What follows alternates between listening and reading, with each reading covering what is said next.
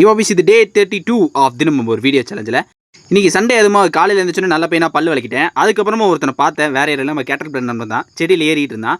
அதுக்கப்புறம் வண்டியை நேராக நம்ம சித்தி கடைக்கிட்டு பாய் 10 கிலோ கறி கொடுங்க பாய் அப்படின்னு கேட்டேன். சித்தி கொண்டு வந்தாங்க. வர வழியில் ஒரு மோர் அப்படி அடிச்சக்கப்புறம் இன்றைக்கி நேராக நம்ம ஒரு இடத்துக்கு வந்தோம். வேற எங்கே இல்லை, இன்றைக்கி மண்டை வெட்ட போட்டுடலாம் அப்படின்னு ஒரு முடிவு பண்ணிட்டேன்.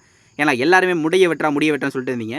நான் எனக்கு எங்கே போனாலுமே இந்த சங்கீத சுரங்களும் என்ன விடாது போல் ஒரு 1 hour பக்கம் வெயிட் பண்ணி பார்த்துட்டேன். பையா அதை 2 கிலோமீட்டர்னு சொல்லிட்டு இருந்தாப்புல. பிசி இதான் நம்மளோட ஃபைனல் கட்டு, எப்படி இருக்குன்னு கமெண்ட்டில் சொல்லிட்டு போங்க.